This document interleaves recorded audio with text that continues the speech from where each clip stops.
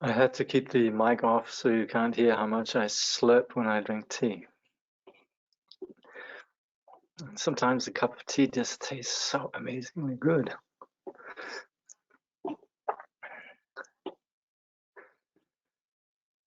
So, so once again, welcome to our study of training in tenderness. And thank you for doing this. Thank you for wanting to study something that in some ways sounds so undramatic as tenderness. I think everyone who's present here understands the incredible value of tenderness. Because, you know, it's not like one of these words that makes the headlines, sort of like a, you know, it so appeals to the, you could say, most fundamental decency that we possess, tenderness. So it rings so true. But I can't help think there's something remarkable about persons who want to study something like this, you know?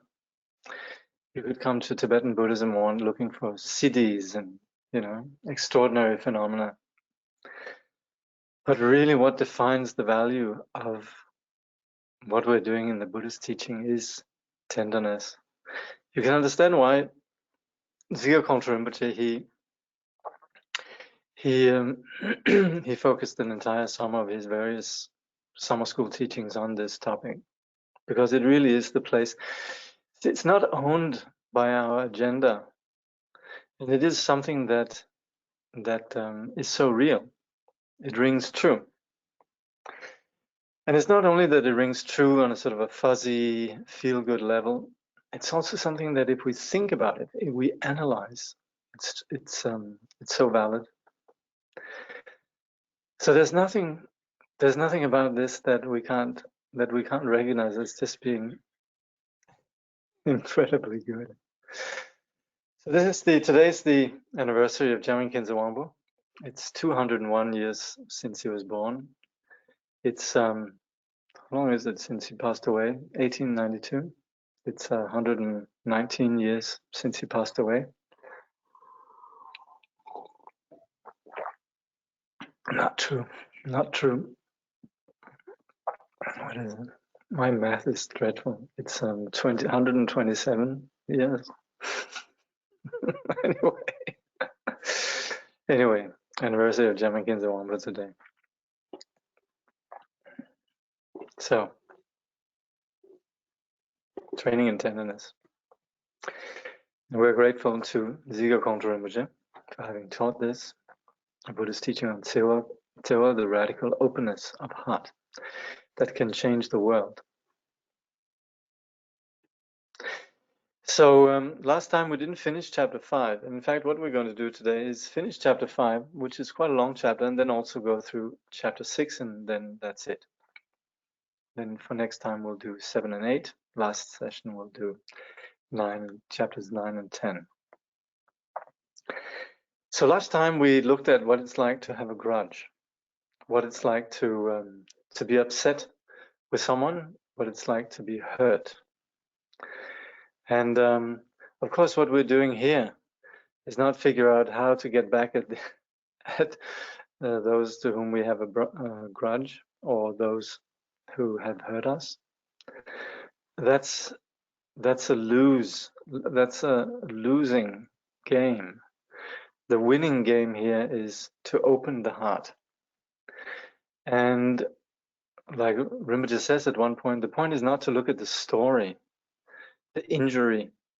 The point is really to look at the value of opening the heart. So on a positive note, we can just see how much value there is in us letting go of this hurt.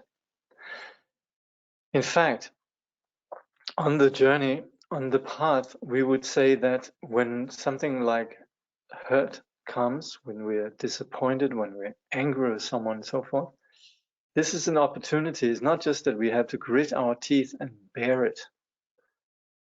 Elizabeth Mattis Namgyal was using a word the other day, something about bearing something. I can't remember, but it was a term I hadn't used before. But anyway, just sort of, you know, grit and bear or something like that. Anyway, no, on the very contrary, we see this as an opportunity. This is where we can see there's a tension, and this is where we can experience liberation. Liberation is not going to be getting away from the hurt. It's always going to be working our way through it, and within it, discovering freedom. And I was once actually sitting with Dzigar Kongtrul. This is in our young days, and of course Rinpoche was very much a Rinpoche, so it's not as if we were just like chums. I was very aware of Rinpoche's sublime nature, but I had the fortune to sit next to him as we were receiving some reading transmission. And at one point Rinpoche, he turned to me and he dictated a few things. And I wrote down, and I remember there was one that's where Rinpoche said, "We never find the solution outside of the problem itself." And you might have heard this elsewhere, but you see, it is a really important truth, in particular when it's not just something we discuss and it's sort of like a cool slogan or something we could make into a fridge magnet. But when we actually live it, it's within the experience of pain itself that we're going to find liberation. It's not from getting away from the pain. It's not from getting away from the people that bother us that we're going to be easy like, I'm going to make it clear I don't want to see this person again. That's not it. It's actually seeing more of that person and then actually really seeing that person in which liberation lies. So that's where we need to apply something which is not how our mind ordinarily works in terms of the self-centered habitual vasanas or the self-centered habitual patterns. It's where we need to use intelligence. We need to use wisdom. We need to use prajna. And this is not about smarts and data and having remembered a lot of scripture. It's really just looking and investigating and not being deceived by appearances. And that's where we can see then that there's nobody who's ultimately the victim, nobody who's ultimately the bad person. We understand that everybody operating from confusion, they do things out of their own particular understanding, limitations, conditioning, and so forth. And this applies both to perpetrator and those who perceive themselves as victims. Dzigar Kongtrul says, both of us have the wish-fulfilling jewel of the tender heart, which gives us the potential to attain the ultimate state of happiness. But both of us, perhaps to different degrees, have let go of our jewel, have let our jewel go to waste because of our ignorance. Either we haven't recognized our tsewa, we haven't appreciated it, or we've failed to take advantage of it because we continually get swept away by our habits. So far, our impediments have gotten the best of us. That is why we keep hurting one another.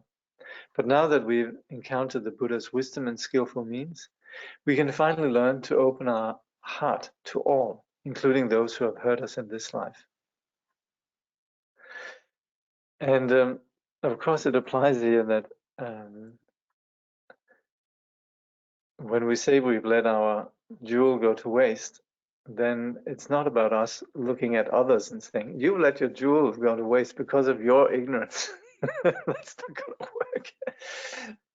All of what we hear actually in the Buddhist teaching, we have to actually apply a particular yogic technique. Yeah. If you take your finger and then you put it on your nose, if you do that, you're pointing at the one to whom these teachings need to be applied. And they can't be applied elsewhere.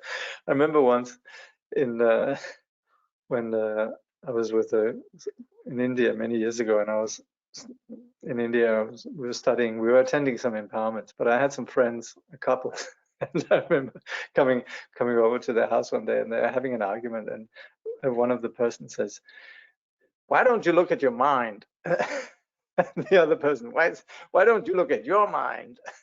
And that's kind of where they were, you know, that's where we get stuck. It's of course it's comical from the outside because we can see the sort of the comedy of it. We have the aerial perspective. So that's quite valuable to see things from the outside, and that's where it's then when it comes to us, then we need to remember that it's about us applying this. So when we begin to appreciate that, then it's really, it gives liberation. And in fact, just on an aside, it renders us far better at negotiation. Let's say somebody has hurt us and we negotiate with hurt. It's going to be toxic. Whereas if we actually have an openness and a tenderness towards those, let's say little children who sort of they're tired, they haven't eaten, they start kicking us, and we're trying to put them to bed or take them in for have dinner, and they're kicking and screaming and so forth. But because we know their condition and understand the conditions that are making them like that, there's a tenderness, there's a love. Parents have this. We have an understanding also when others suffer from their particular predicaments, and that actually makes us skillful in dealing with them. So as we begin to develop this confidence, then actually such people could be quite helpful to us.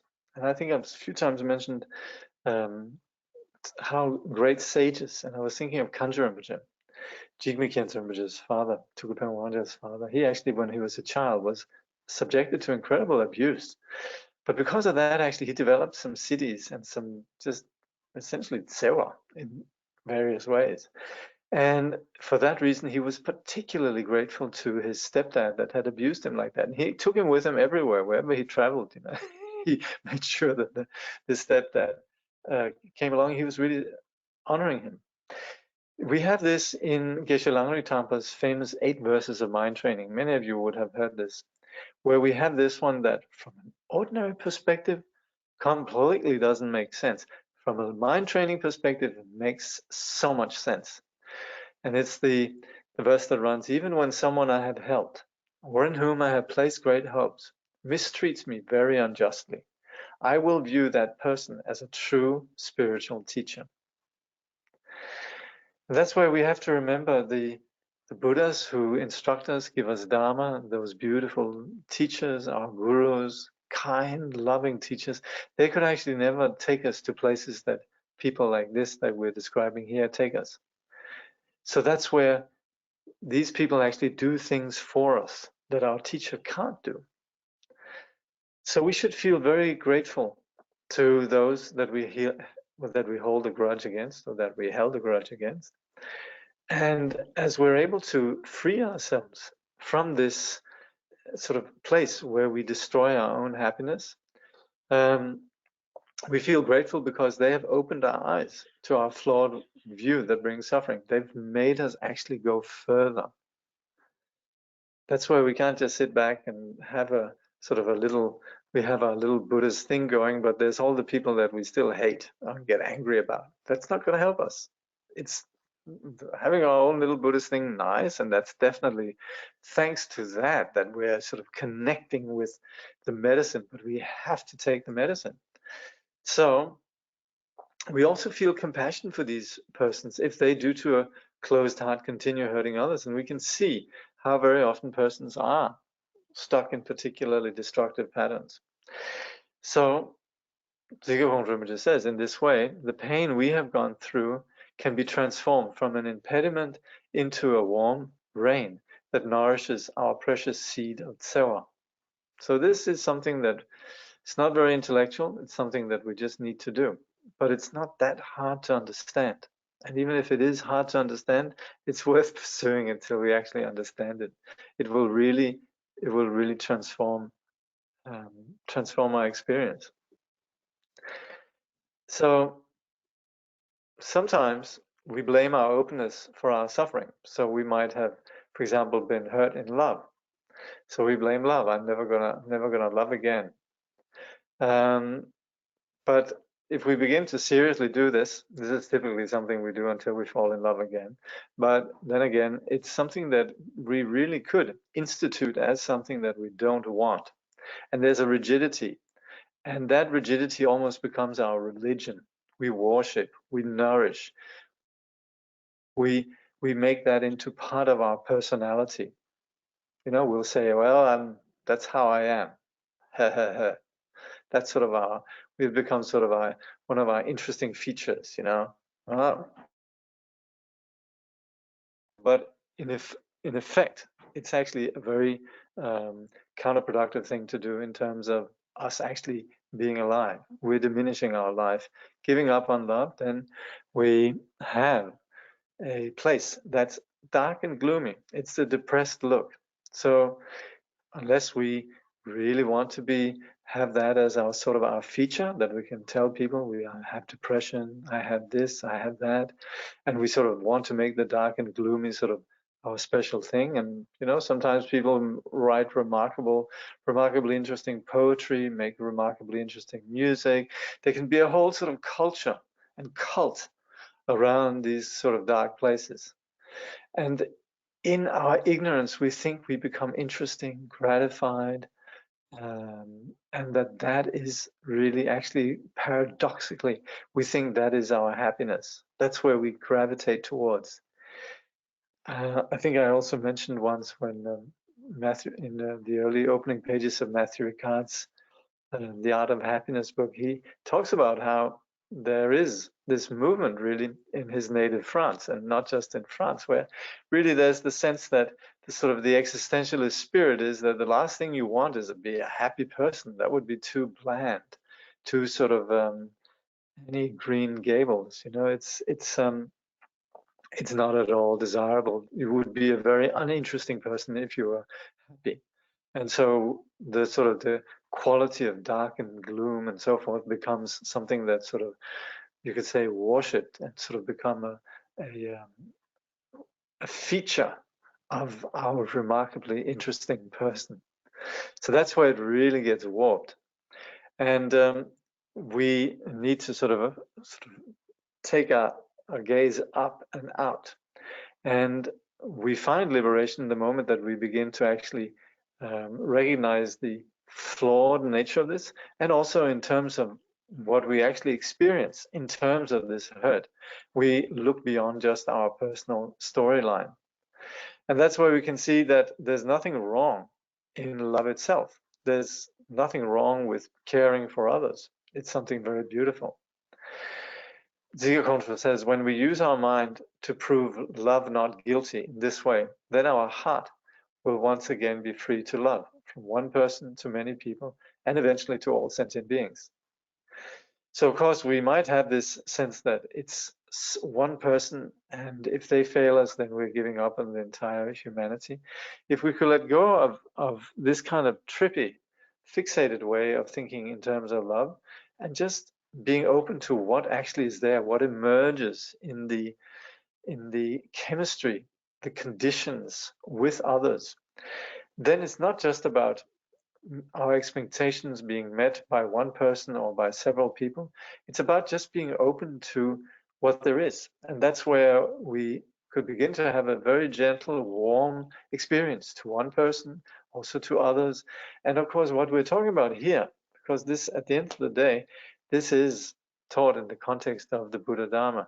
As long as we limit ourselves, we're never going to get free from samsara. And so as bodhisattvas, we need to embrace this inconceivably vast vision of the Mahayana, and that embraces all sentient beings. It's only from there that actually we find permanent tsewa, permanent happiness.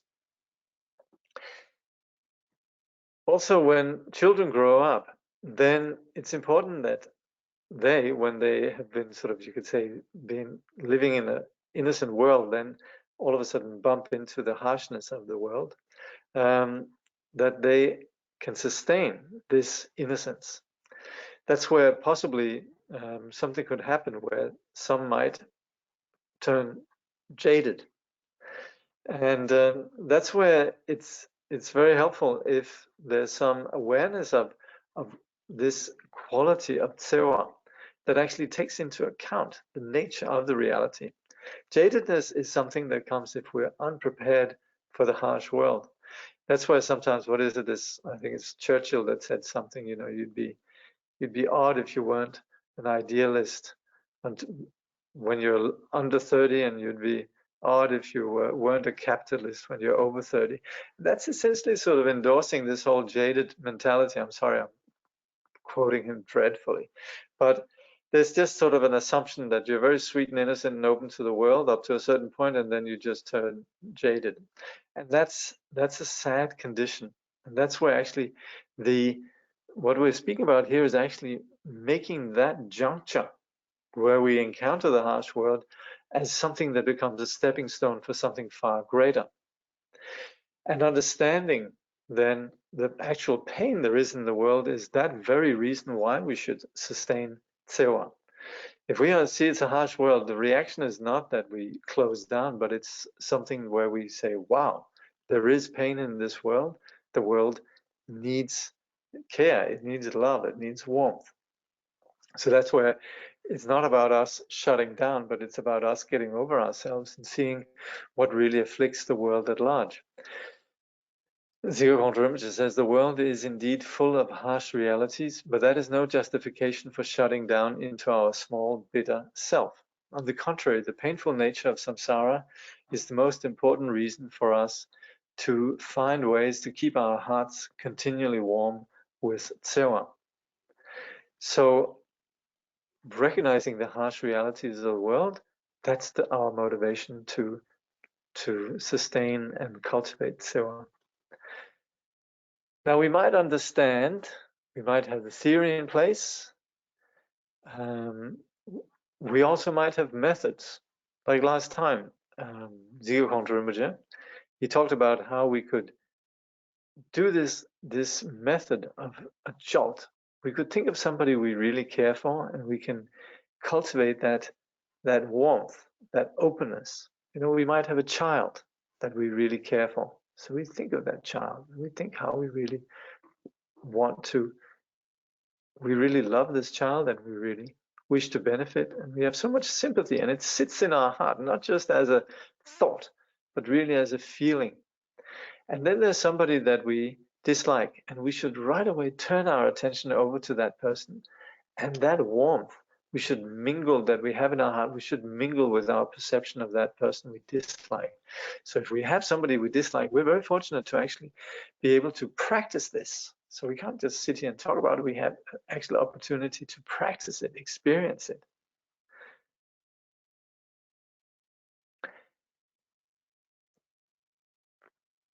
We can do this. But the thing is, nobody's saying this is easy. We're never ever in the Buddhist teaching saying this is easy. We're not a collection of glib cliches around, you know, just keeping an open, warm heart. We very much recognize this situation as something where there's habitual patterns. But what's radical here, and what doesn't leave us alone then, where we can sort of ramble on about, yes, but I have this, but I have this, but I have this, is that we can actually do something. So we needn't dwell on the fact that it's difficult, but we just need to acknowledge, yes, it takes a bit of, it's not like something we just take a pill, but we need to do it. And that's where there's an acknowledgement that it's not easy, but there's also the acknowledgement that we need to do it. So we have already put a lot of energy into perpetuating these narratives, so they surface naturally. So likewise, what we need to do now is put a lot of energy into countering, or basically seeing through the hoax and destructive nature of these narratives. So this is where we need to be patient. And there's no use saying, well, I'm just not the patient kind, or I take great pride in being somebody that's impatient, or stuff like that. We have to do it. It's like Rinpoche, I thought that was a very good point. Last time he pointed out, we might sort of live this agitation and be just always in a state of agitation.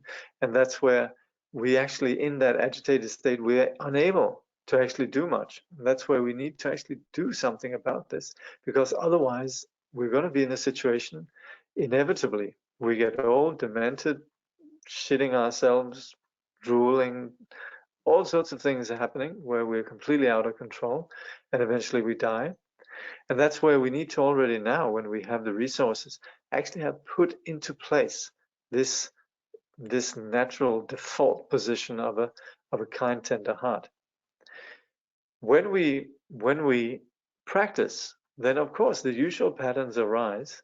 But the thing is also, as we sustain awareness, then eventually these arisings of the thoughts and so forth, they wear themselves out. This is also where it's so useful, indispensable to practice meditation. Not meditation in the sense of sitting and chanting a lot of liturgies and mantras and doing mudras and ringing bells and beating damarus and all of that, which, if we genuinely have insight into Tsewa's absolute reality as it's embodied in, you could say, the yoga of deity and so forth, yes, great, because that is living Tsewa. But until we actually have that grasp, we certainly need to at least begin to have a place where this tightness around our thoughts is beginning to be seen for what it is, and also where we actually know how they wear out, how we're onto them, how we will not let ourselves be deceived by these thoughts that arise. That's where they lose their power if we don't pursue them. Dzigar says the story will lose its feeling of reality, and it will no longer be able to convince us. The key here is to focus on our tender heart and not pay so much attention to the story. If we do so, our Tsewa eventually will overcome our confused and limited way of looking at things. We will have more confidence in Tsewa and thus more confidence in ourselves. This confidence will be invaluable in carrying us forward along our spiritual journey. We say that if you throw a stone at a dog, it's going to be barking at the dog, at the stone. Yeah, this is of course pretty common in India, where you have this scenario all everywhere. Yeah? So somebody throws a stone at a dog, and there it is. But this dog is barking at that stone, right? They say if you throw a stone at a lion, the lion doesn't really give a toss about the stone. It just looks around to see who threw it. So us, when we're dealing with this situation of feeling hurt in our heart, we shouldn't be looking at the storyline. We should see, where did it come from? And that's where we can get to the bottom of it. We focus on the tender heart that is not corrupted by this, you could say, the deluded mind that perpetuates essentially this whole cycle of suffering. So that's where, with a tender heart, we don't look at just the storyline that comes up. With a lion that is aware of where the pain of the storyline came from, and so we won't be had by this flawed deception. So that's where we focus on the tender heart. We don't worry so much about the story. We're not suppressing it in any way, but we're just understanding the conditions behind it. And as we do that, the most difficult issues can offer the greatest progress, in the sense that the acute pain forces us to work with ourselves. We can see so many examples of the sages of the past. We can also see in our own lives, when we've actually applied antidotes to difficult situations. This is where we actually have the real progress. So to do that, we need to be attentive to the more subtle attitudes of holding a grudge. We need to be aware of what's actually taking place within our mind and what's really the basis for it. One thing is that if we, for example, have Tsewa, and yet we also have a sort of subtle attitude that I have Tsewa, I have tenderness, but it's only for those who actually reciprocate. We might for example, in love, we'll say, I'll give you tenderness if you give me tenderness back. This is you could say, essentially the trade, what's it called, the trade agreement. Yeah. So I love you if you love me back. Hey, you're not loving me back. You're not giving me tenderness back. I don't know if I'm gonna be giving you as much Tsewa. And that's, of course, you could say universal, and that's also the universal reason why we suffer. of course, it doesn't mean that we should then be sort of just treat others like that, saying, oh yeah, if you give me Tewa and I'm not giving it back, hey, too bad for you. You shouldn't have expectations. We should, of course, make it as part of our, you could say, character to always reciprocate. If we receive something, then reciprocating is, of course, a good thing to do. And that's also where we build trust in our human relationships, but we can't expect it with something that we can give, but we can't expect it. So that's also where, if we think of parents who endlessly love their children in their early stages, where they're completely unable to reciprocate, it's just, you could say, unconditional love really happening. There's no question of kids all of a sudden, as they're growing up, as they're teething, waking up in the night, crying, all they go through, that they sort of to turn around and say, oh, mom, dad, dear caregiver, very grateful to you. It's not going to happen. And we should remember that the receiving lies in the giving, to quote Saint Francis.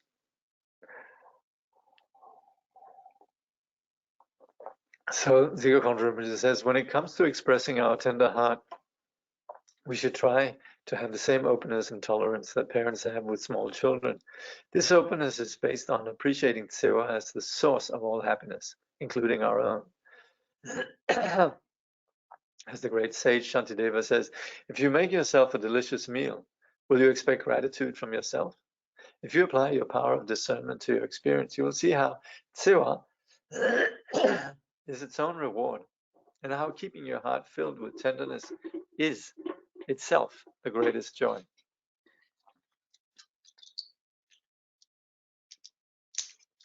Excuse me. I'm going to see if one of these works.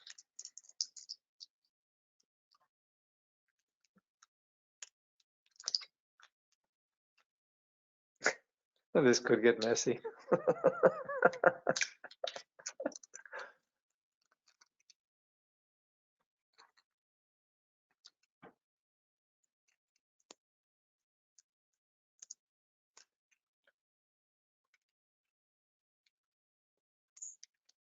Thank you for your patience. Okay. Let's just see if there's some questions.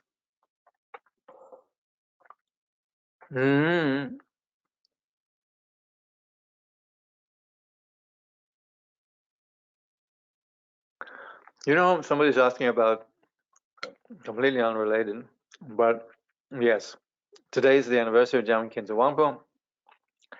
There's those of you who are connected with Khyentse Foundation and received their newsletter would have received a link to a talk with Rinpoche about something called the Khyentse Vision Project. It's essentially a new project that's come up which aims at, over quite a few decades, to gradually translate all the writings of Jamgon Khyentse Wangpo, which is very important. Now, in that video, Rinpoche ends, and I have to say I didn't understand it either. It says, Rinpoche says at the end of this video, but you should see it, In one way, one should never think within Dharma there is a lot of things to do. Well, look, I was a bit surprised when Rinpoche said that, because, yeah, in some way it's not so logical, but I think probably what I thought when Rinpoche said it, even though it was rather a funny way of ending the talk, and that's great, it's always good when we're left with something that boggles the mind a bit. So he says, in one way, one should never think within Dharma there is a lot to do. Well, we have big things to do in the Dharma, but then again, we shouldn't think that, wow, there's a lot up there. We should just do it. Keep it very simple. It's like this, what we're studying here, Tsewa. You think, gosh, that's impossible. It's just something we do. In a way, what we're doing with the Dharma is the most natural thing in the world. We're aligning ourselves with what's sane. Keeping on the way we're going is never going to do anything except exhaust us. So in that way, we could say that within the Dharma, it's not as if there's a lot of things to do. We just need to abide by, you could say, the sanity of reality, and things spontaneously are accomplished. You know? Grin and bear it. To endure an unpleasant situation while remaining somewhat good-natured. That's right. Grin and bear. That's right. That's it. Thank you. These Lojong verses are truly wonderful, but are they really feasible to apply in a practical sense if we haven't crushed our ego? Well, the point is, we're not going to crush the ego. Ego is not our enemy. Ego is a delusion that only exists in our confusion. And when we're less confused, then actually we're not in ego's grip. But for us to be less confused, to free ourselves from ego, we apply the Lojong verses. So Lojong verses, they're what we need to apply, and particularly actually if they kind of go, whoa, what? You know, they shake us or they sort of confound us. That's good. Actually, it means that we'll hopefully think about them. Worst we can do is just sort of say, oh yeah, I put faith in the Buddhist teaching. I don't really get that part there, but you know, it's good if actually it sits and gnaws at us, annoys us, irritates us, and then sort of we question it.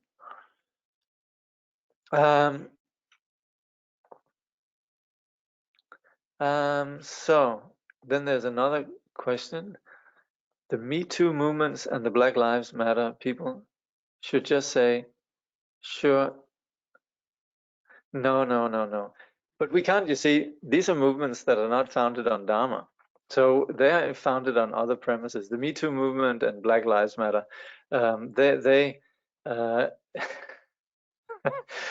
yeah, it's not as if we could go and talk to them on their premises. It's, you know, it's not at all like that. The question runs, so it's okay to sexually assault our daughters and kill our black sons. Where is the line to stand up and allow perpetrators to continue? But this is only so obvious, because if we're going to be able to be effective, it's never going to help us if we don't have tenderness towards the perpetrators. Yeah, the perpetrators are not bad persons. But you see, in the Me Too movement and the Black Lives Matter, well, there will be people who will actually say this is complex. Like in the Me Too movement, there's, you know, what was it? There were some people who were saying, well, there's other perspectives to be seen, right? And of course, you know, we can talk about the cruelties that have happened in the world. It's never okay to allow this. But the thing is to deal with the situation. We're never going to be effective. We're going to be weak. We're going to be weak and ineffective if we lack sewa. Sewa is what fuels our intelligence. So that's where it's never, I mean, how many times I've said this over the years. Of course, the Dalai Lama always gets this question from people who are new to the Dharma. Should we just be doormats and let people walk all over us? And of course, that's not what we're talking about. We're talking about actually being able to be effective. And compassion is what makes us effective. And that's the Dalai Lama's point. That's where Tsewa actually translates into intelligent action. And that's where, if we have these perpetrators and if we understand the conditions that drive them to this, then we're able to work more effectively than if we're angry.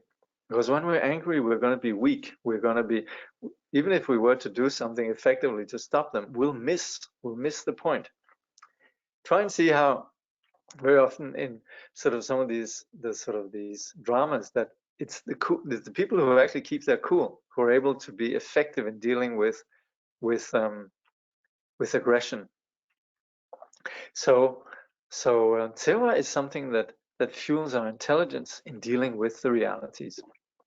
And we would never ever get to the bottom if we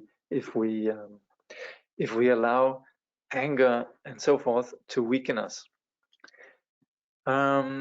When you say to look at the one who threw the stone, is that the same as your friend saying to each other to look at their minds? No, that's the opposite. That's the exact opposite. You know, so that's where it doesn't help that we find flaws in the others. We're going to have to look at the one that actually threw the stone. We can't get entangled with our stories. wherever they are, whether they're happening out there, or whether they're happening directed at us, then we need to see where does it come from.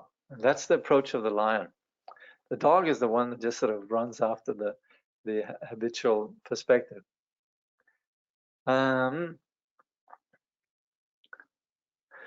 So someone sounds like they needed an experienced translator too.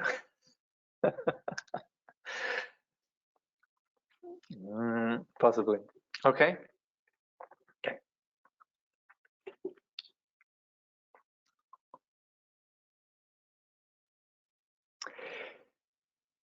Dzigar Kongtrul says, if others respond well to your warmth, that is a bonus. But the continued flow of Dzigar shouldn't be based on the response. So, yeah, sure, somebody might reciprocate our warmth, but that's not why we're doing it. And it's also not, yes, we need to feel the joy of Dzigar. It shouldn't come from a moralistic attitude, like I'm supposed to be a good Buddhist, I'm supposed to have patience, I'm supposed to have Dzigar, I'm supposed to be tender, and so forth. That's not why. It's because that's where we're alive. When we practice Dzigar, this is where we come alive. This is where we can engage with the world, we can assist the world, we can help the world. That's why we find our strength. So it's not like we've been beaten down into becoming, good boys and girls that are kind and all of that, which is essentially what moralism does. It's essentially our thoughts against our own thoughts. So that's why we have tension. So that's why we need to understand that Dzigar is not something that we can impose on ourselves as some sort of moralistic, you could say, imperative. It's from us actually experiencing something. Again, this is something that is new to us in our culture.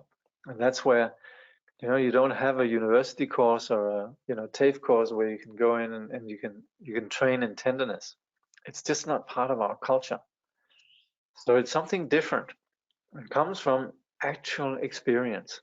And this is the point here. This is why this is part of what we call Dharma, the path.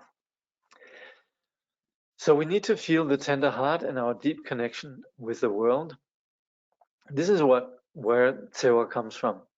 And we then might also fall into a trap where we might say, well, there's somebody there who is not worthy of our Dzigar. There's evil people out there. They're not going to get my Dzigar.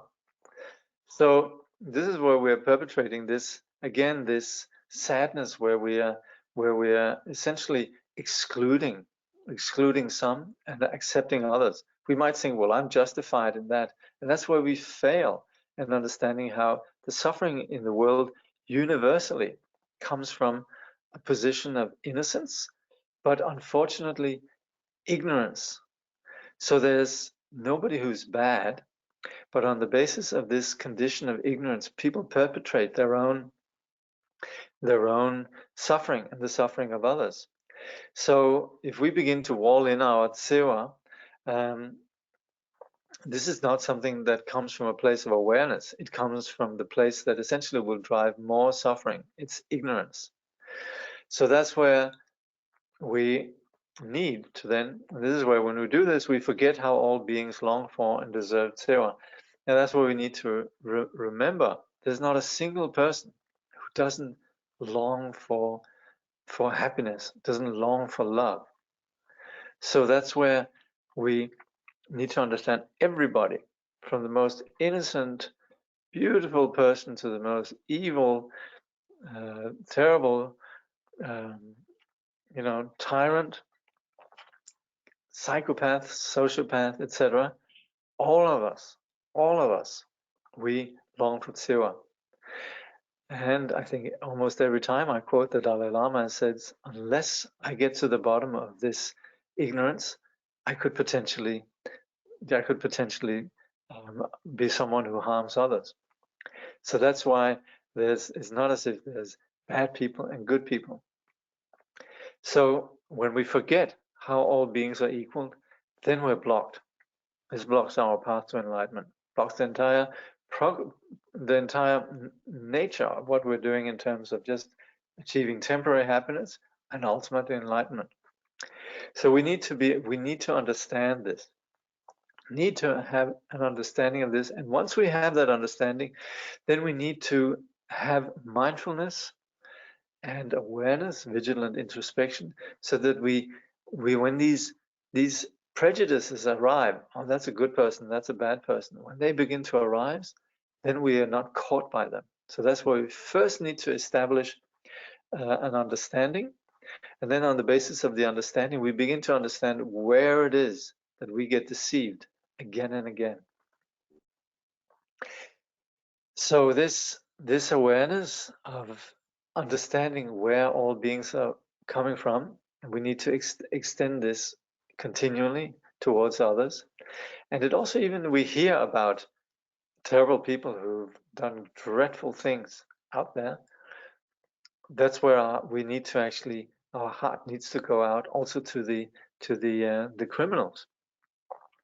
And if we don't have that kind of equanimity, then we'll never actually really develop the full potential of our tender heart. We might have tender heart for some people, but not for others. That's why we also need, and I think we touched on this last time also, the bigger picture of karma. At one point, somebody who's being harmed has been the person extending harm. And the person who is harming is the person that's accruing more negative karma and will suffer it. And there's a famous story about Paltra Rinpoche, who scolded his students because they were so angry at this one hunter pursuing a deer. And Paltra Rinpoche says, you're completely wrong. The deer is suffering, but on the basis of that, the karma is being purified.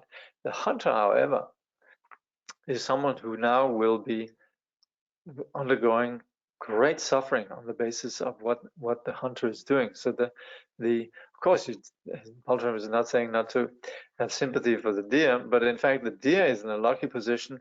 The really unfortunate one is the the hunter, who in hunting this poor deer is creating the conditions for future suffering. Then there's this story of Dromtrpa, who circumambulates the dog.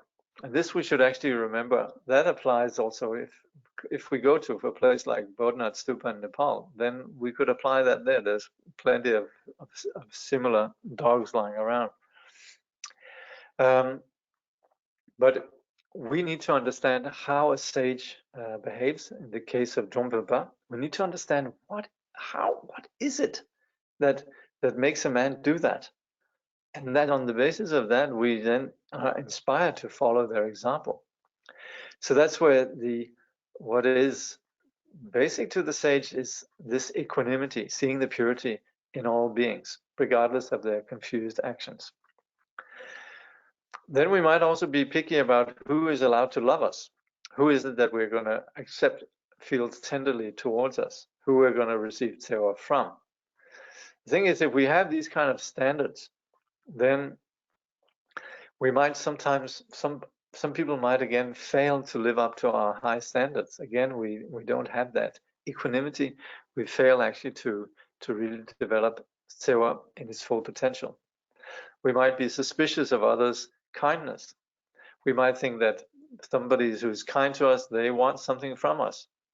But like Rinpoche says, 99% of the time, it's really just the human desire for connection. Somebody wants to be our friend, we might think there's something behind it, but them wanting to be our friend is really just, yes, we might find all sorts of ways that we can interpret this. But again, it comes back to just the human desire for connection. It comes back to something that's very common. And while of course, we're not saying not to be, you could say, awake in this situation, the person itself is not necessarily evil. The person might just be sort of caught up in some particular ways of seeing things, and that's this can be navigated. But to expulse somebody on the basis of just having this desire for connection, why should we protect ourselves from that? That's not the problem. So we might decide that we're going to keep love, tenderness, and so on out of our lives. We might be suspicious about the whole issue of sewa. And if we live that, then we are effectively just living a life in fear. We are resorting to a closed heart. And we might, like I touched on earlier, we might be part of a culture where that's just, the smart thing to do. Yep, I'm just closing down my heart. But that is a very small love, a very small life. And it is essentially living in fear. Then we might also feel unworthy of love. So we might think that if people really get to know us, they'll reject us. If people sort of see the truth of who we really are, they'll feel we're unworthy. And again, Dzigar compares that with the story of Dromtenpa and the dog. We should understand that we are all equally deserving, not more or less, and that our defects, our flaws that we obviously have is not what truly defines us. We might be caught in destructive patterns, others might be caught in destructive patterns, but that's not like the last word of who we are. So letting go of the impediments to receiving and giving sewa is something that transforms us. So this is where we change. We don't just have philosophy and ideas, but we become different people. We practice this. And when we do that, then we begin to have a different experience of ourselves, and we begin to have a different experience of the world around us.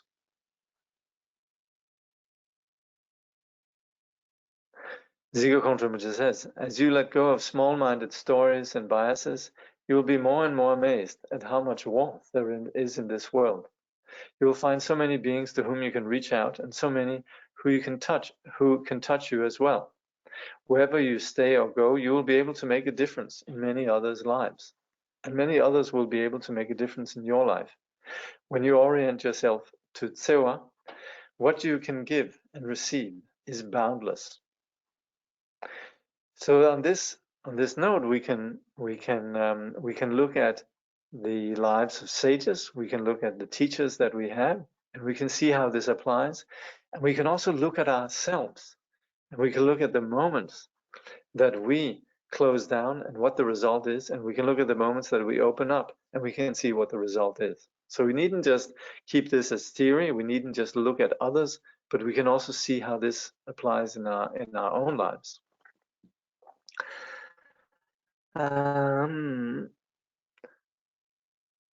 So I don't think we can understand the motives of even the most evil of people, but I believe we can have the tsewa to understand it is the causes and conditions encountered in their life which has made them do those terrible deeds. That's right, yes. And also previous lives. And that's where to just see ourselves as if this experience, this life that we have is something that's just contingent on this aggregation that we associate with this particular birth, then we'd be a bit limited in our understanding of life. But of course, that is what most of us are brought up with, that kind of science, and it's prevalent in sort of the discourse that we have everywhere. So that's where it sometimes can be a little bit difficult to understand things, but it's true. Exactly like you say, it is.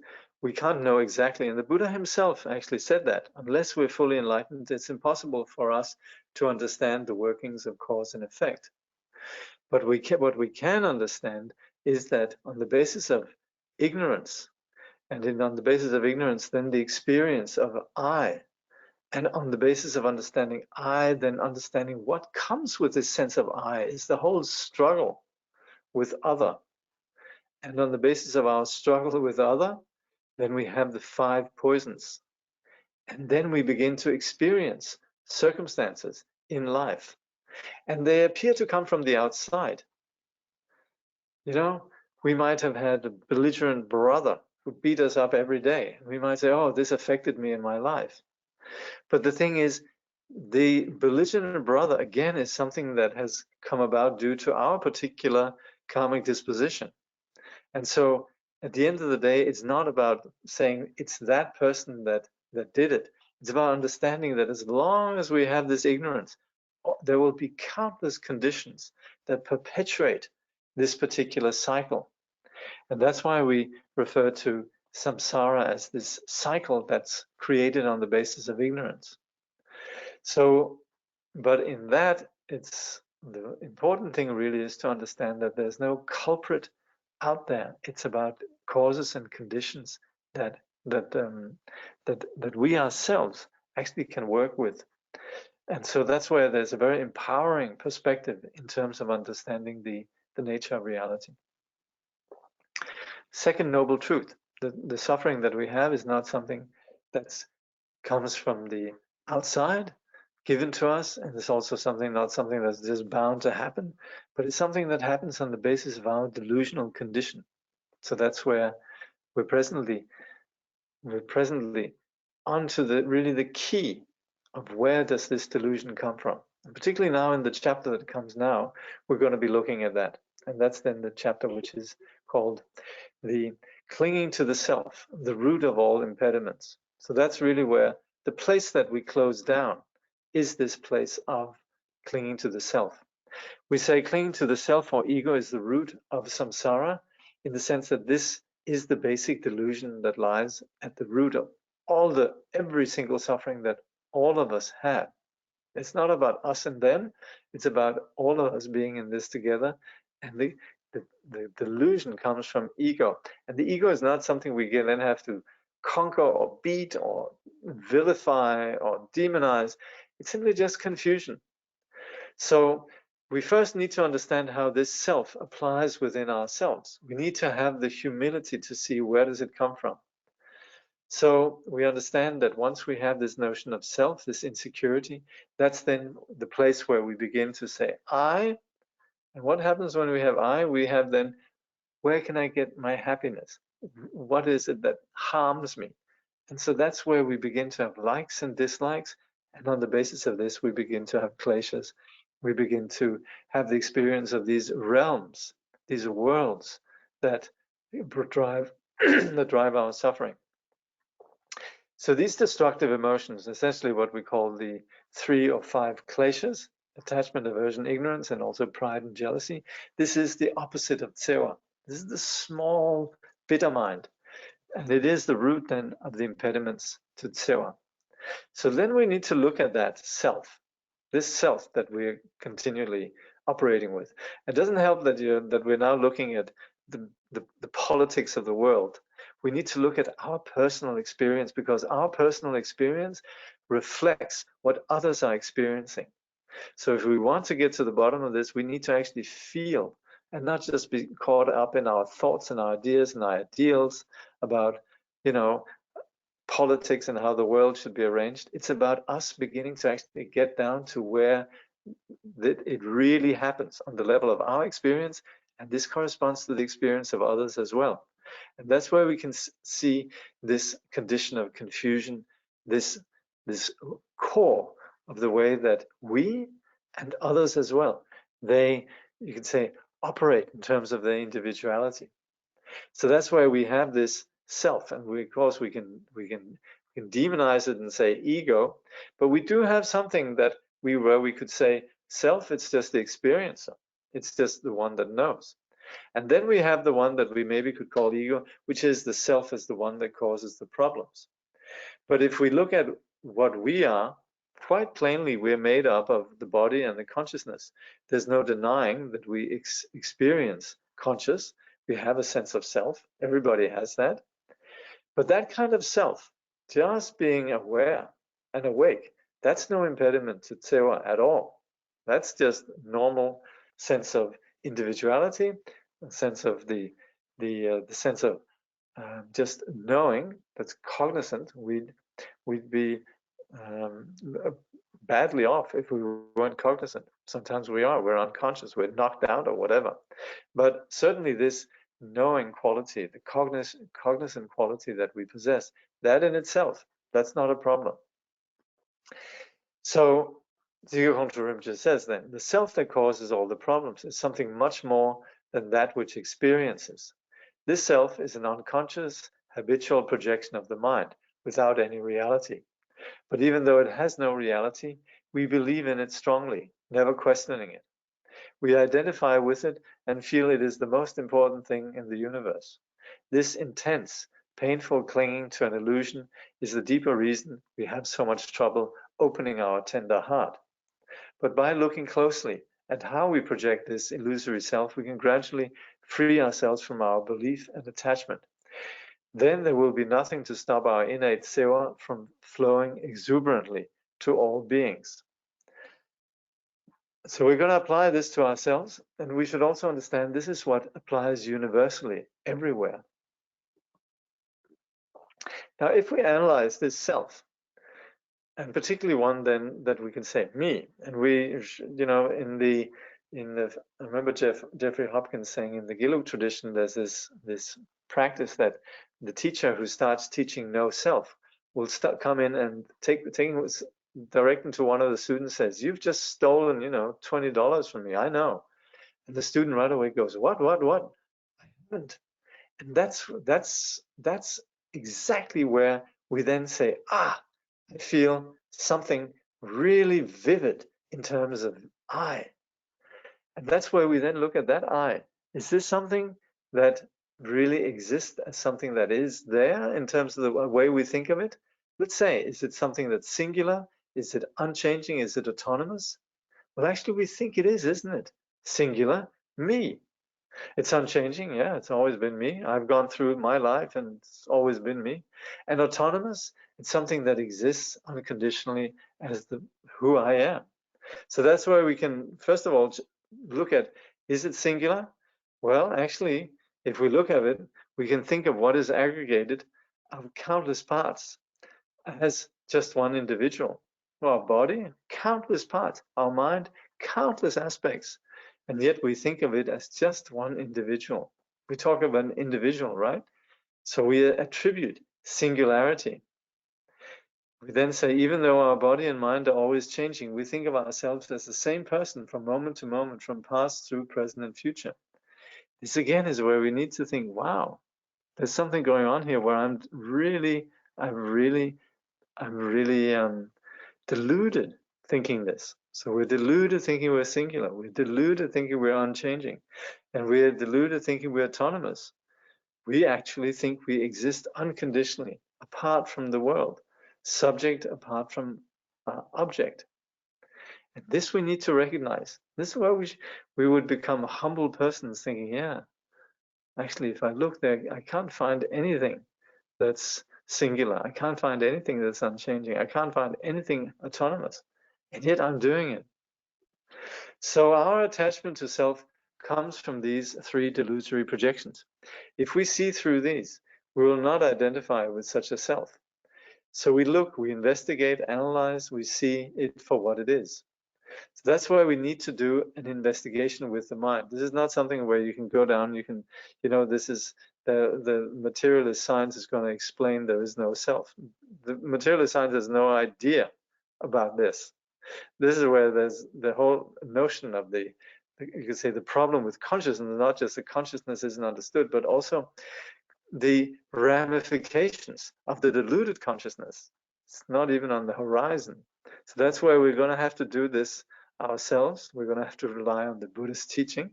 And we're going to have to do this, not just that the Buddha will do it for us, but we're actually have to doing this with what we call introspective analysis. We're going to have to look ourselves. And that's where we want to do this in terms of questioning ourselves. If the self is many parts, why is it we conceive, or can we justify conceiving it as singular? How can the body with its many parts be a singular self? And the mind likewise is many things. How can our mind be a singular self? So the more we break, Dzigar, which says, the more we break things down and expose the true plural nature of the self, the more we realize that the whole process of clinging and identifying is a delusion. Similarly, if we realize our continuously changing nature, we'll also undermine our attachment to an illusory self. So there's no actual basis for what we identify as our autonomous self. This is the important thing. If this appears mind-boggling, please read this chapter again and again. This really is important, because it's really everything that we're doing in the Buddhist teaching is cutting through this narrowness. And it's on the basis of cutting through this narrowness that we relinquish our attachment and fixation on that which causes our suffering. And we can see if we do it, we're much better. We can see if others were to do it, they would be so much better. We can see that on the basis of not doing it, we perpetuate toxic patterns. We can see that others not doing it, they're perpetuating toxic patterns. The problem is we impute a mere label, self, to what is in fact a stream of conditions, as we do to a river. Yeah. For example, we call something the Charles River, or the Hudson River, or the river, the Vézère River, or the Wilson River, and so forth. And this river is constantly just flowing. Like Heraclitus, he said, I can never step into the same river twice. So when we talk about the self and we're clinging to me, let's say somebody has insulted us, calling us something rude, we feel hurt. That hurt, it sits on a sense of me, right? Yeah, you know. Is that the self that we had this morning, or is it this afternoon? The self has nothing about it that is, you can say, enduring. So Dzigar Kongtrul says it makes no sense to cling to something that doesn't exist autonomously. We project the self as an independent entity, but it only exists in relation to other things. So we think of it as something independent, but in fact it exists in relation. It is a dependent arising, a praticca samutpada. It is an empty appearance. Like Elizabeth Matis say, it leans, everything is dependent. So this is where the teaching on dependent arising, emptiness, this is where it sits. Or this is where these teachings sit. So the Rinpoche says the body depends on food, drink, warmth, and many other factors. Our thoughts, emotions, personality, and general sense of who we are depend on outer influences, such as people in our environment. And everything we depend on depends in turn on countless other conditions and so on. If we can see that, it's impossible to define a boundary between self and other. How can we identify with the self? Again, this is where we need to think. I'm happy to take questions, but I think at the end of the day, if we have questions about this, I can give an answer, but it's really about us actually pondering these questions on the immediate level. And let's just shortcut to what the effect is. If we let go of the self, we're happier. If others let go of their self, they're happier. If we let go of the self, we have a much richer,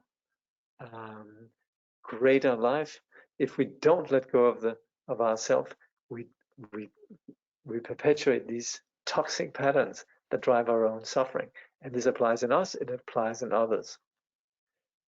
So we can analyze. And again, remember, this is what you're taking with you from this class, is that there is no self that is singular, permanent, and unchanging. Did Rinpoche say that?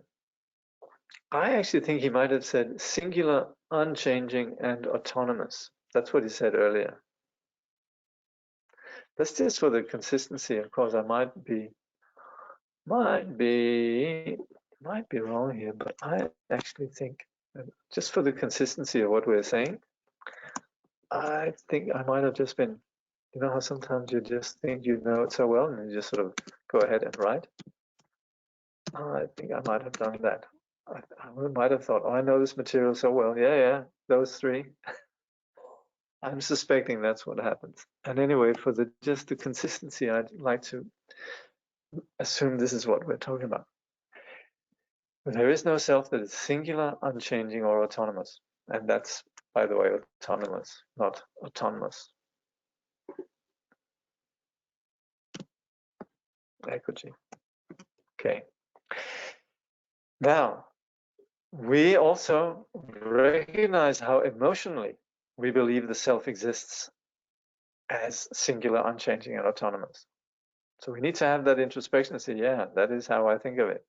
So the tension between how we with analysis can see the self actually doesn't exist in that way, and yet the way that we actually habitually see it, this is what actually makes us see that we actually need to go through a process of wisening up. So that's where we might continually operate with doubting the truth of selflessness. And that's why we continually come back to this analysis. Okay, I do think that I am singular, unchanging, autonomous. I do think so. And that's why we keep questioning that. It's a bit like if we see a scarecrow, we're just driving by at 60 miles an hour, like Rimmer just says, then we just think, oh, there's a man up there. But if we actually go in and investigate, we'll see there is no person there. And that's what we need to do also here. It's through coming up close to the scarecrow that our assumption evaporates. So of course, this is not something, again, like just like we take a pill, it goes away. This takes time. And it's only going to come about, but the result of this will be exactly proportional to the energy we put into it. So when we talk about selflessness, it is not something that's just mind-boggling or something that's trippy or it's something very difficult. It really is, at the end of the day, it's the really good news. It's the liberation. It's what will set us free. So we shouldn't think, oh, selflessness is such a mind-boggling, impossible thing. I could never, etc. It's just, if we look, we've been fooled. We needn't be fooled any longer. We can be free. So Dzigar Kongtrul just says, the news that the self is like a scarecrow is the best news we could possibly hear. When we recognize the self's illusory nature, we can stop paying so much attention to it. We can stop feeling so obliged to cherish and protect it. We can stop being so foolishly loyal to this all-consuming attachment. And we can stop undergoing the intense pain of all our self-centered emotions. Then quoting Atisha says, as the noble Atisha said, a truly learned person is one who knows that the self is a mental projection. Why is this the supreme knowledge? Because there is no worse tyranny than that of our self-centered emotions. Realizing selflessness instantly frees us from this tyranny. Yes, when we look back, all of our attachment and aggression have indeed been in vain. Just like every other being in samsara, we have perpetually been barking up the wrong tree. So when we're engaging in this, we see there is no actual justification. There's no reason to hold on to the self. It's not just that we feel better if we're selfless and kind. It's not that we'll be much better if we're just selfless and doormats and just like everybody walk all over us and we'll be, deceived and so on, taken for a ride. That's not what we're talking about here. It's of actually seeing clearly. So there is no basis for this delusion. It's not that it's a good thing to do. It's that it's a basic deception. It's a scarecrow. It's a hoax. It's a lie. It has no reality. It is a delusion, as we can see for ourselves. That's the Buddha's point. The Buddha is not asking us to be nice people. The Buddha is asking us to be smart people. So we can see when we're caught in this delusion, it's not something pleasant. It doesn't benefit us. It is what drives samsara. Letting go only feels good. We're not talking about some great mystical satori or breakthrough. It's the moment that we actually let go of our irritation, we feel so much better. We feel it enough. We can see it, how it works in ourselves. We can also see how others, they're so much better than when they let go. So we have to acknowledge that we undeniably have strong habitual patterns, but we need to recognize they are removable. That's the point. It's not that we are bad or that others are bad. There's some patterns there, undeniably, but they can be removed if we bring the conditions there. If we actually begin to look, we can't expect others to do it, but we can begin to do it on ourselves. And this is where we begin to discover freedom in ourselves, and we also begin to see beyond the appearance, beyond the gloss of the other person's potential or possible evil nature. We begin to say beyond that evil nature, there's something that is unconditionally good. So This whole process, this needs to be done with our mind. It's not something that can be taken out from us. It's our mind that created this delusion. It's our mind that's capable of dismantling it. And what can dismantle it is prajna, insight, actually beginning to check. And that's where we need to give the Buddha the benefit of the doubt. We need to give the sages the benefit of doubt. For 2,500 years, men and women have actually looked at what broken through, discovered wisdom that actually dismantles this ignorance. And this has set them free. This has set all the qualities of wisdom free.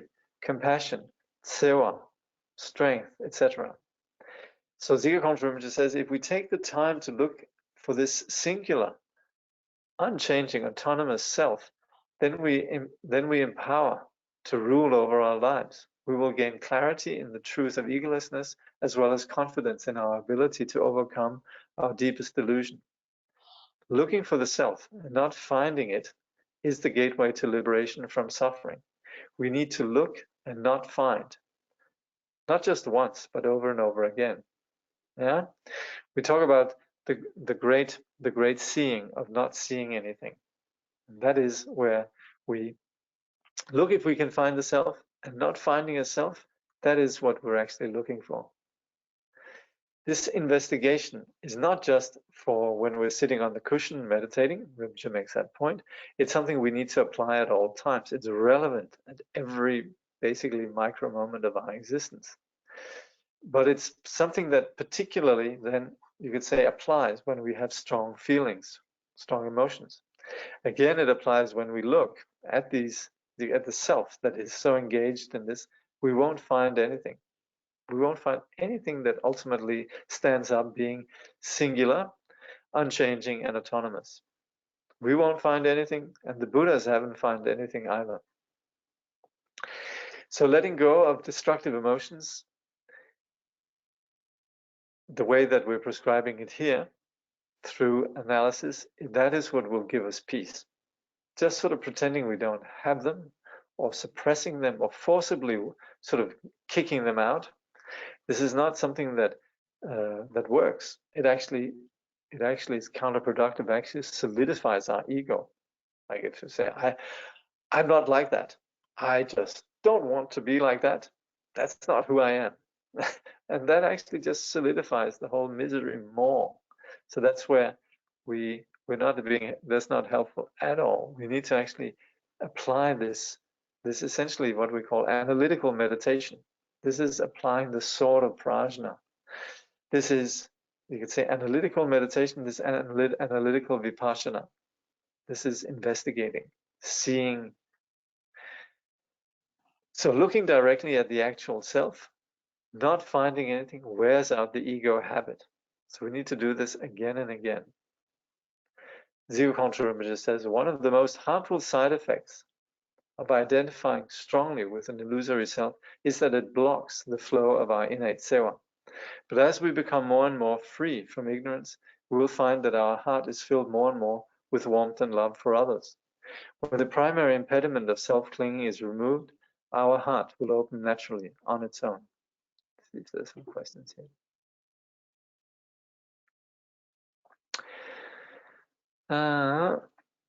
Good question. Is dependent arising still samsara? Well, you see, we map confusion and identify how does this confusion play out. And it does so in terms of dependent arising. So you could say dependent arising is the nature of samsara, but it's through identifying this, you could say, these links of cause and effect, that we also see that there's no reality to it. So that's a tricky one, but this is important. Dependent arising is how samsara, you could say, develops. We talk about the 12 links of dependent arising, starting with ignorance, beginning to relate to the phenomenal world in relation to as a subject-object, and perpetuating all the patterns that go with that. We are reborn again and again and again. And that we would say is what we call dependent arising. But you see, the joke, or the great sort of tragedy, is that in fact the mere fact that it is dependent arising, it is dependent, actually spells out that there's no truth in it. There's no essential nature in this. So it's through understanding dependent arising that we see through the hoax of it, that we're free. So just like we were talking about here, the self is a dependent arising. But when we see how it depends on our belief in it being singular, unchanging, and autonomous, then we actually see that there is actually no self there. So this is where dependent arising, we would say, is what actually informs us. It's what we call one of the great Madhyamika reasonings that actually enable us to understand how phenomena are empty. So as soon as we have process, complexity, conditioning, etc., then we're actually essentially saying emptiness. There's no essence, enduring, unchanging, singular, and autonomous essence. So we might get philosophical and say, if there's no self, who will benefit from my tsewa? Yeah, the others, they also don't have a self. Then who will benefit? Who is it that wants happiness and freedom? Why have tsewa if there is no self that has this tsewa? So Dzigar just says, why is it meaningful to have tsewa? From the ultimate point of view, it's true. There are no sentient beings to benefit. Nonetheless, projecting an illusory self and becoming attached to it produces an undeniable experience of suffering. When we start to come out of our deluded self-clinging and experience relief from our self-centered emotions, we feel even more empathy for all the beings who mistakenly identify with the scarecrow-like self. Ironically, the more we realize that all beings have no self, the more compassion we have for them. And we will understand that beings have no self when we realize that there is no ego to be found in ourselves and in others. And then we realize how it is that we've been deluded, how others are deluded. And that's where compassion is, you can say, the spontaneous quality that comes from wisdom. So the more we understand emptiness, the more compassion we have. The more we understand emptiness, the more we understand the relative truth of dependent arising, the truth of karma, for example. So we could ask, who is it that benefits sentient beings? Yeah, the Buddha spoke of I.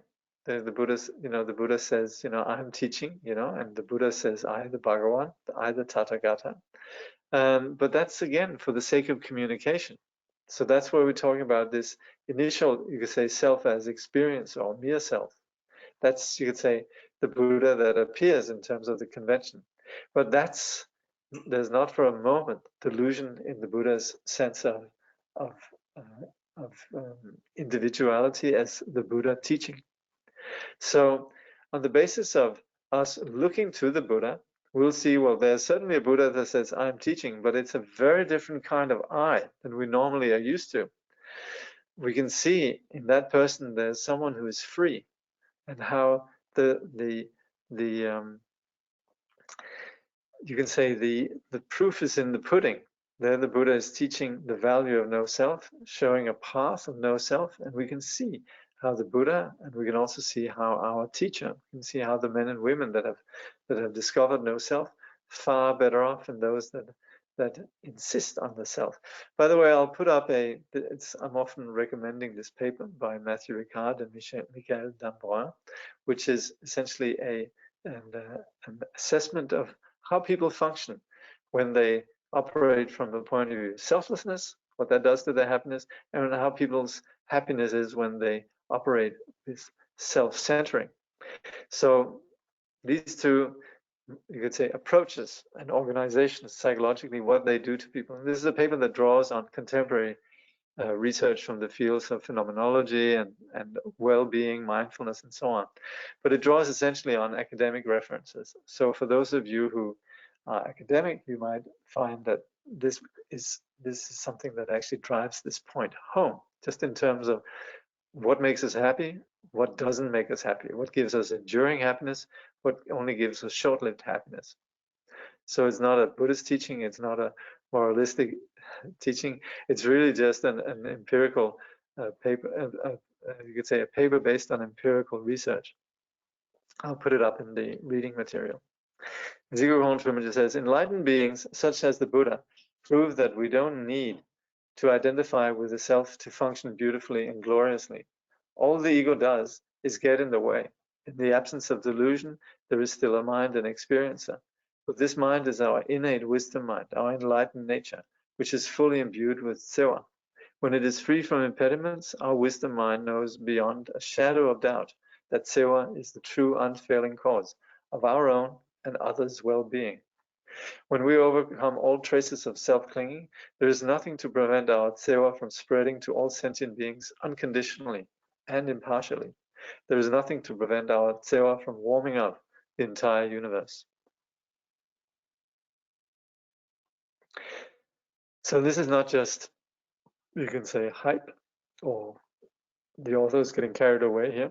This is something that we can assess in our own experience. This is something that we can assess looking at our teachers. This is something we can assess looking at great beings of the past.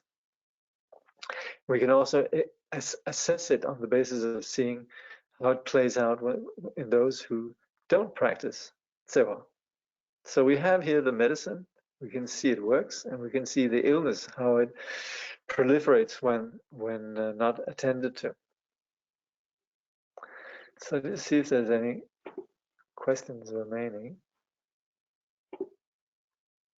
No? Okay. Thank you very much. Thank you so much from the bottom of my heart for studying this, taking this radical perspective into consideration. So like we said several times, you know, it's obvious that it would be nice if we all were well behaved in a selfless sense, but if it's just moralistic, well, we could say that's not bad either. It could possibly make us slightly inhibited in terms of following our, you could say, our unkind impulses.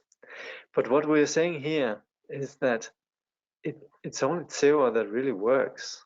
And particularly here, then understanding how this thing that trips up Sewa, essentially this self, actually is baseless, it's groundless.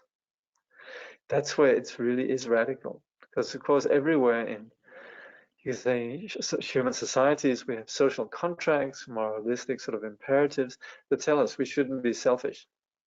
But here the Buddha goes further, saying actually, if we look, if we individually analyze, we can actually dismantle the assumption around this ego.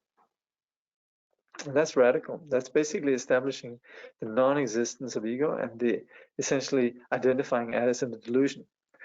And us understanding how this delusion grips sentient beings everywhere, our heart goes to sentient beings everywhere, no matter what they are, who they are, what they're doing.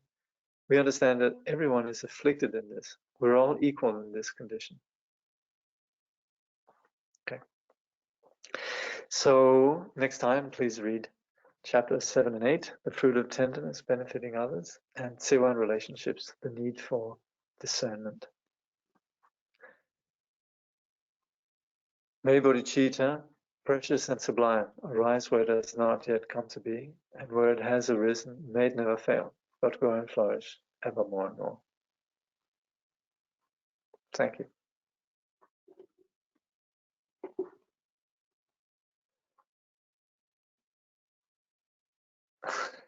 Okay. See you next time.